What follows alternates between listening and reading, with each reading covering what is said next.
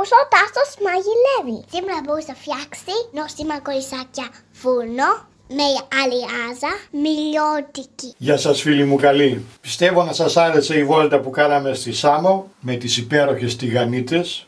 Σήμερα θα περάσουμε και μια βόλτα από τη Μήλο, από όπου και ένα τμήμα αυτής της συνταγής, το οποίο θα το δούμε στη συνέχεια. Θα σας φτιάξω κολοκυθάκια φούρνο και θα τα συνοδεύσουμε με μία αλιάδα από τη Μήλο. Αφήνουμε τη Σάμο που πήγαμε προχθές με τις ωραίες τηγανίτες και βάζουμε πλώρη για τη Μήλο. Έχω εδώ τριμμένη φρυγανιά, έχω τριμμένη παρμεζάνα, έχω ξερό θυμάρι, πάπρικα γλυκιά, αλάτι πιπέρι, λίγη πάπρικα καπνιστή, κολοκυθάκια, ελαιόλαδο και το λεγόμενο σούγλι από τη Μήλο. Υλικά της συνταγής, ποσότητες, όπως πάντα στην περιγραφή του βίντεο που είναι ακριβώς από κάτω, και για περισσότερες λεπτομέρειες και γραπτή εκτέλεση μπείτε στην ιστοσελίδα μου papoustassos.com ή grandpa.tassos.com. Θα ρίξουμε τα υλικά μας σε ένα μπολ. Προσοχή με το αλάτι γιατί η παρμεζάνα είναι αρμυρή. Καλό ανακάτεμα.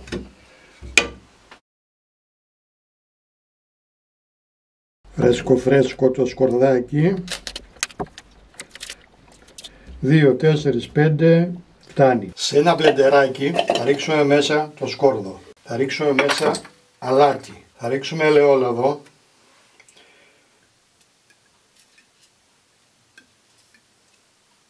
Και επίσης θα ρίξουμε λευκό ξύδι. Λευκό ξύδι από κρασί. Όσο νομίζετε. Η σκορδαλιά πρέπει να τσιμπάει λιγάκι, να είναι λίγο ξινή.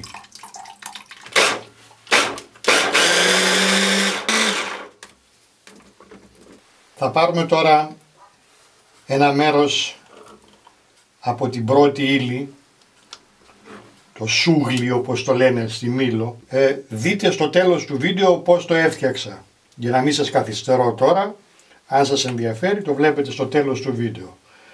Θα πάρουμε τώρα μια ποσότητα, θα ρίξουμε μέσα ένα μέρος από το ελαιόλαδο με το ξύδι και το σκόρδο και θα τα ομογενοποιήσουμε ώσπου να γίνει το μείγμα αυτό σαν απαλή κρέμα μωρού. Νομίζω το σύρμα θα κάνει καλύτερη δουλειά.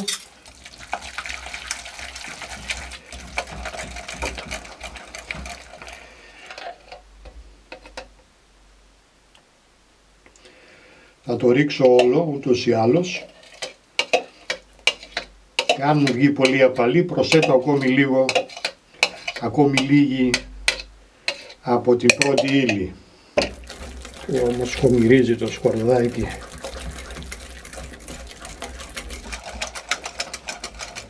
Για μένα θέλει κι άλλο ελαιόλαδο.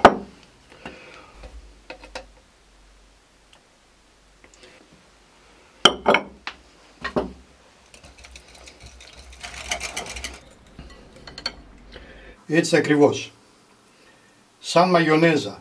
Έτσι προσθέτουμε ελαιόλαδο και ξύδι όσο θέλουμε, ώσπου να τη δώσουμε αυτή την υφή. Τέλεια, κρεμούλα. Τη βάζουμε στην άκρη. Αυτό που περίσσεψε σε ένα τάπερ με καπάκι και στο ψυγείο. Δεν παθαίνει τίποτα. Θα πάρουμε το ταψάκι μας, θα βάλουμε αντικολλητικό χαρτί και θα το λαδώσουμε. Θα κόψουμε το κολοκυθάκι σε φέτες.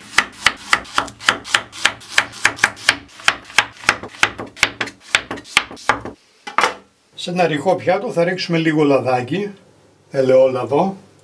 Θα λαδώνουμε τώρα τα κολοκυθάκια και θα τα ρίχνουμε μέσα στο ωραίο μείγμα που φτιάξαμε με την τριμμένη φρυγανιά και τα υπόλοιπα μυρωδικά. Αφού τα περάσουμε από την τριμμένη φρυγανιά, τα βάζουμε στο ταψάκι που θα τα ψήσουμε πάνω στη λαδόκολλα.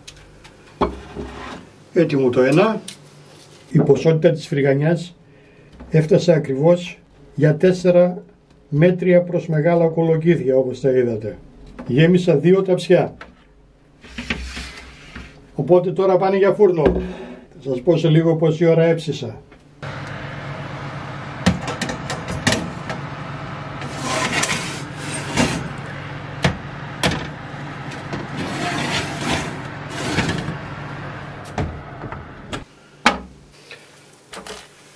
Έβγαλα τα πρώτα, τα πράσινα, πάρα πολύ ωραίο χρώμα. Μείναν μέσα 25 λεπτά, 220 βαθμούς στον αέρα. Να και τα κίτρινα, πω άρωμα. Λέω να σερβίρουμε. Τελεί. Αυτή είναι. Για να ρίξουμε τώρα και λίγο ελαιόλαδο στην αλιάδα της μήλου.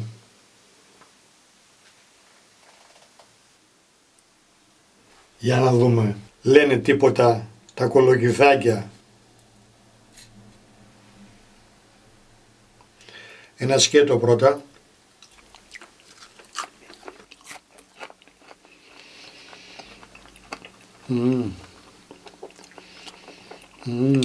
Τραγανό περίβλημα με μαλακή καρδιά. Τραγανά απ' έξω, μαλακά από μέσα. Έντονη η γεύση της παρμεζάνας και των μυρωδικών, πάρα πολύ νόστιμα.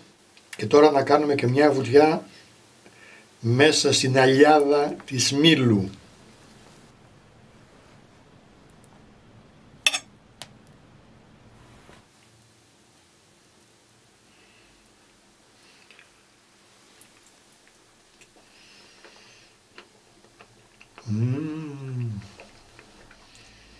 Όπως θέλετε πείτε την.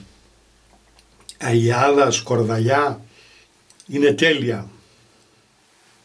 Έχει την υφή της μαγιονέζας,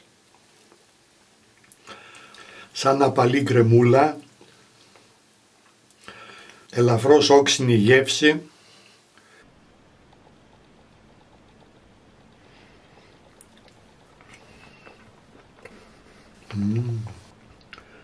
Τόσο απλή και τόσο νόστιμη.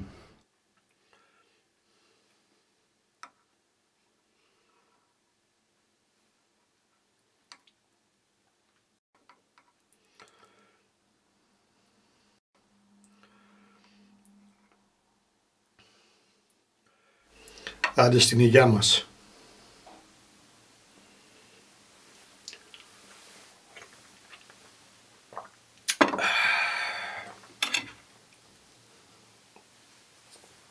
Τέλειος μεζές, αλλά και χορταστικό πιάτο. Πάρα πολύ ωραίο συνοδευτικό.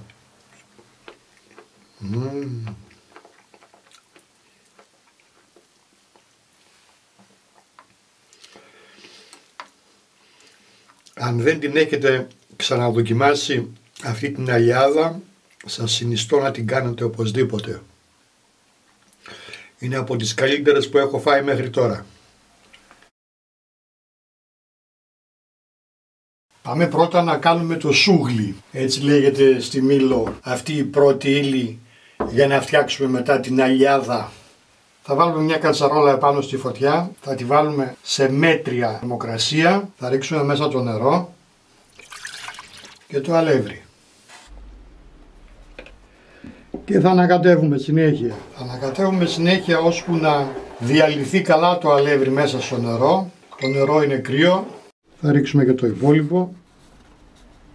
Αυτό τώρα θα το αφήσουμε εδώ να ψηθεί, να βράσει αρκετή ώρα για να μην είναι το αλεύρι μας ομό. Ανακατεύουμε συνεχώς ώσπου να πάρουμε ένα συμπαγές μείγμα, κάτι σαν πολύ πηχτή πάστα θα μας βγει. Τέλος πάντων ζυμάρι.